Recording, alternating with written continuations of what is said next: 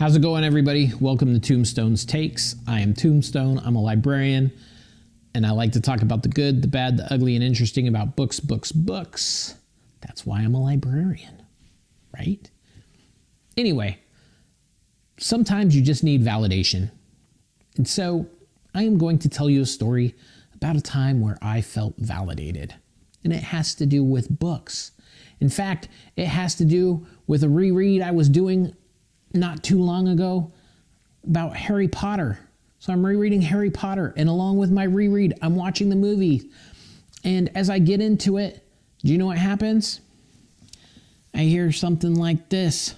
You know, the very first time I saw you, Harry, I recognized you immediately. By your eyes.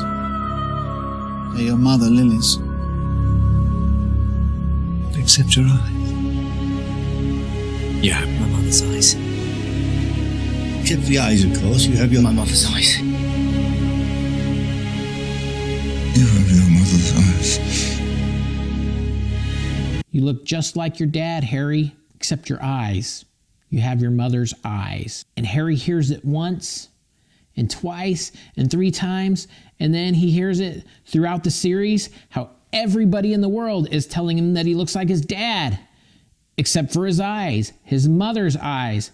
And I'm like, holy cow, how many times are people going to tell him that he's got his other mother's eyes? And I thought, this isn't realistic. This is just like all those books where people have romances, and the first thing that the guy notices about the girl is her eyes. And I don't know in real life any one person who told me, you know what? I fell in love with her from the moment I saw her eyes. And I'm like, nobody in this amount of sheer numbers recognizes something about somebody else's eyes like that. Now, caveat here. Yes, sometimes people do recognize what color eyes somebody has. Sometimes people do recognize that people have striking eyes. But it does not happen every time with that many people, as many as it happened with Harry Potter, or as many as it happens in books after books after books after books after books about the eyes. And in fact, I was starting to get upset about this. I'm like, man, doesn't anybody just see this? Now, of course, as I've said in my videos in the past, I'm an academic librarian. One of my duties as an academic librarian is to help with research at times. And so I had a professor come to me around the same time that I was doing this reread with Harry Potter and watching the movies. And he asked me to do a little bit of research into G.K. Chesterton. And G.K. Chesterton was the man who wrote the Father Brown mysteries. If you don't know the Father Brown mysteries, pick them up. They're fun. They've even made, I think the BBC made a show, the Father Brown Mysteries. And you can read G.K. Chesterton's work, but he was also a journalist and a pundit who'd talk about politics and different kinds of things back in the day. And so one day in one of his columns, he was talking about conventions in modern fiction. And in my research, I came across this passage. It says, in those modern novels, there are types of women and descriptions of women, which might have brought a blush to the cheek of Petronius or been considered a little too coarse for the refinement of Rabelais. But in those descriptions, there are still certain conventions, really unreal conventions, exactly as they were in the Victorian works of Miss Porter or Miss Proctor. Again and again, the modern reader may read a sentence like this.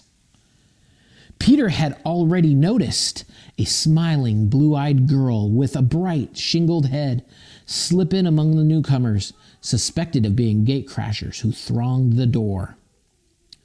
Or the sentence may run, slim, lithe, and brown-eyed, with a delicate and fiery tan, Joan stood poised on the distant rock, about to dive.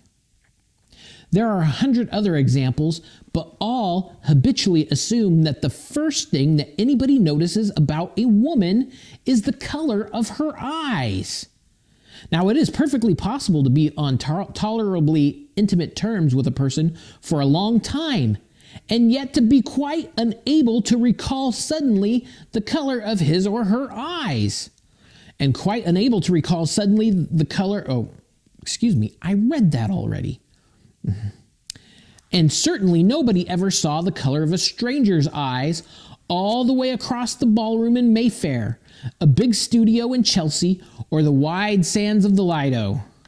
One would suppose that a girl's blue eyes were enormously big blue lanterns, and shone far off like the green and red lanterns of a railway signal.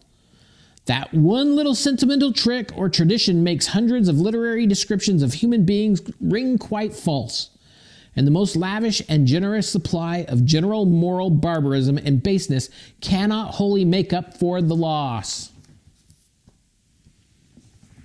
End quote. Thank you, G.K. Chesterton. You validated my feelings, and that's all that really mattered in this literary tale. Thanks for watching Tombstone's Takes. I'm Tombstone. If you like what I do, like and subscribe. Tell me if you read anything that absolutely bugs you. Tell me what it is in the comments below, and have a great day.